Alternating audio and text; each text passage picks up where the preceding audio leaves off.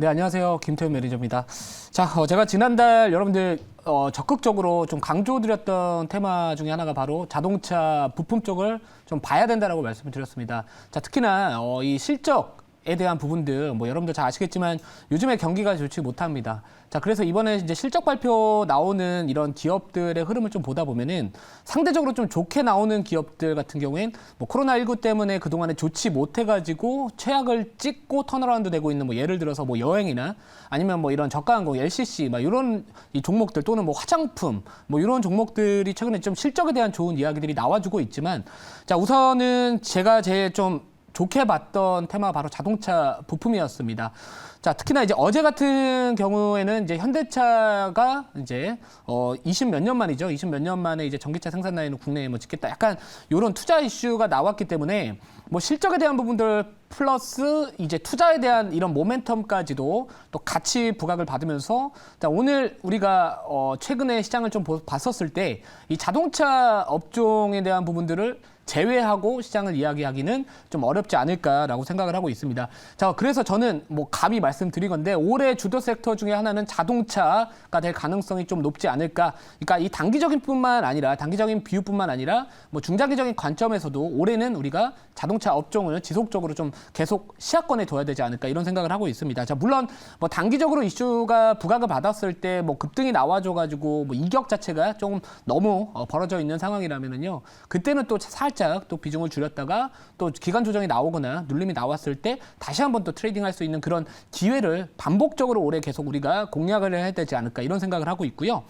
자, 그리고 제가 이제 지난달에 이제 대략적으로 한 달에 20거래일 정도가 됩니다. 근데 그때 제가 지난달에 이제 자동차 관련된 종목들 무려 5종목을 편입을 했습니다.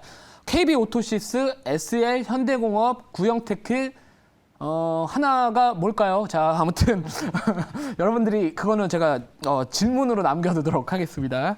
자, 그래서 오늘 현대공업입니다. 제일 중요한 걸 까먹었네요. 자, 현대공업이 이제 오늘 2차 목표가 도달을 했고요.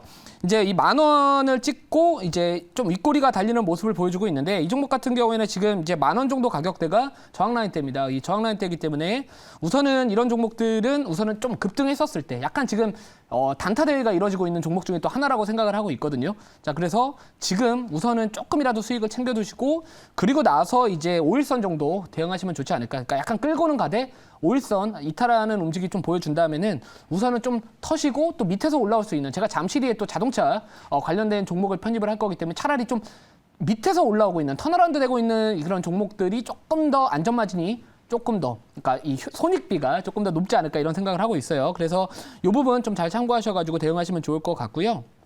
자, 그리고 뭐 또 한 가지 리뷰를 좀 도와드리면은 뭐 KB오토시스입니다. 자, 이 종목 같은 경우에는 제가 단기간 내 뭐 하루인가 이틀 만에 40 몇 퍼센트 1차 목표가 도달을 했었고요. 좀 1등에 눈이 멀었는지 좀 목표가를 조정을 너무 높게 해가지고 예, 도달이 안 됐었습니다. 그래서 한 70% 정도까지 수익권이 갔는데 좀 눈이 잠깐 멀어가지고 좀 너무 높게 잡기는 했었지만 자, 그래도 지금 자리는 사실 나쁘지 않습니다. 이 종목 같은 경우에도 이제 제가 대바닥주다라고 해가지고 지난달에 편입을 해가지고요.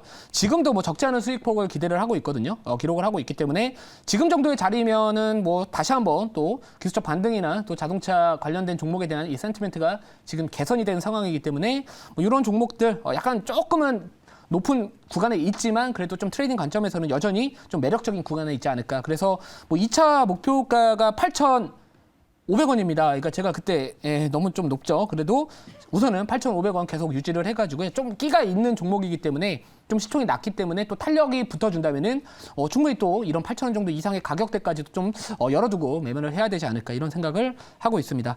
자, 그럼 이제 오늘 편입할 종목 최근에 이제 턴어라운드 되고 있는 종목이고요.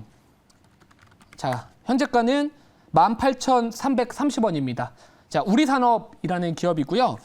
동사 같은 경우에는 과거에 이제 약간 테슬라 쪽 관련된 이슈 나올 때마다 좀 관심을 많이 받았던 기업입니다. 이 종목의 제일 큰 장점은 다양한 이 글로벌 탑티어 이 전기차 회사들을 고객사로 두고 있다는 겁니다.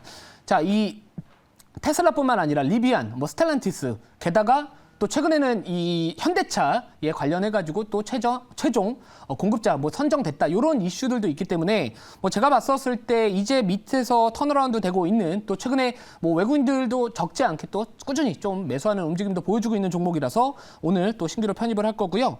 자, 1차 목표가 먼저 좀 말씀을 드리고 자료 보고 그리고 질문 받아보도록 하겠습니다. 자, 1차 목표가는 22,000원이고요. 자료 보고 좀 말씀을 드릴게요.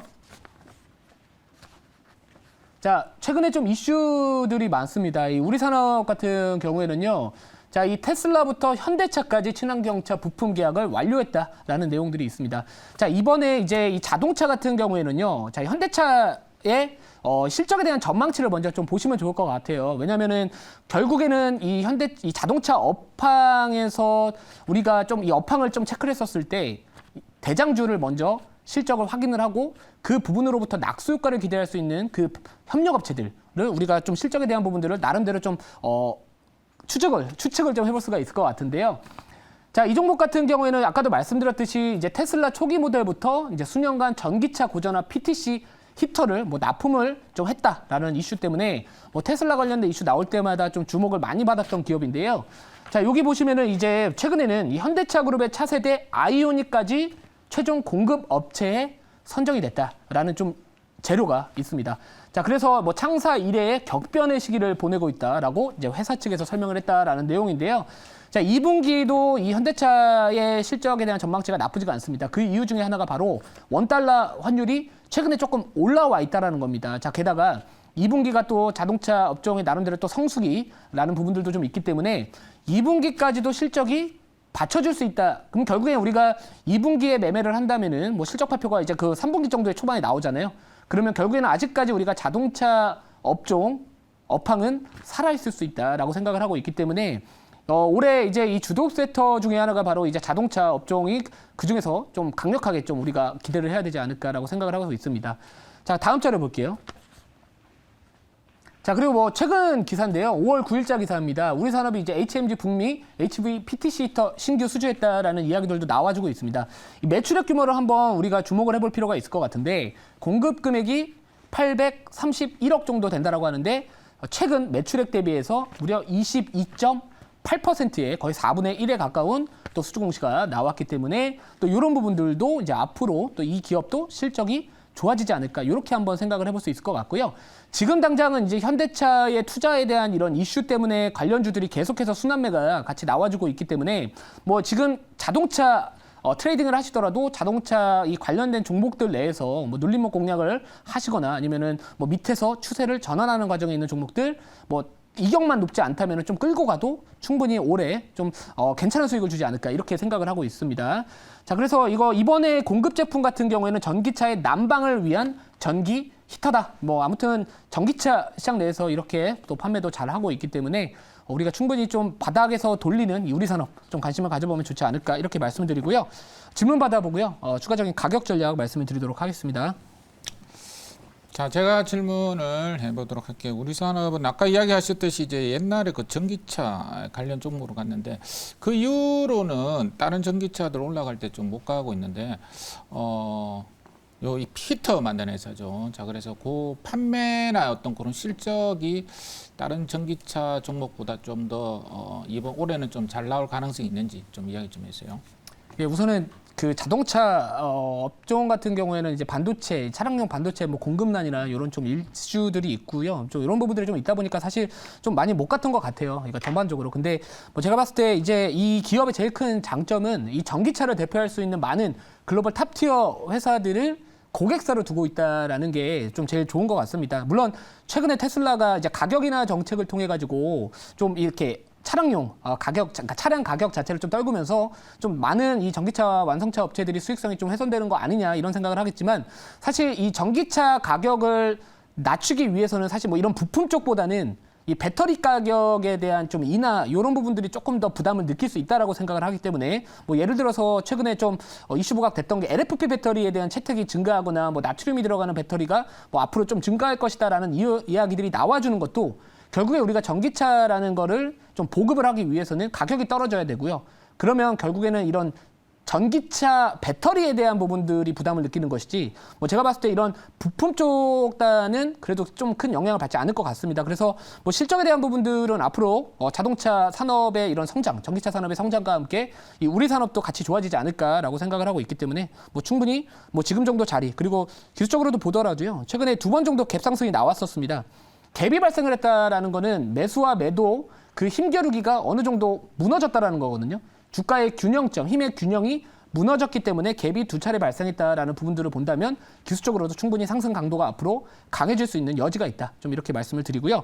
자, 2차 목표가 말씀드리기 전에 1차 목표가 다시 한번 말씀을 드리면은 22,000원, 2차 목표가 24,000원, 그리고 손절가 14,900원 말씀을 드리도록 하겠습니다.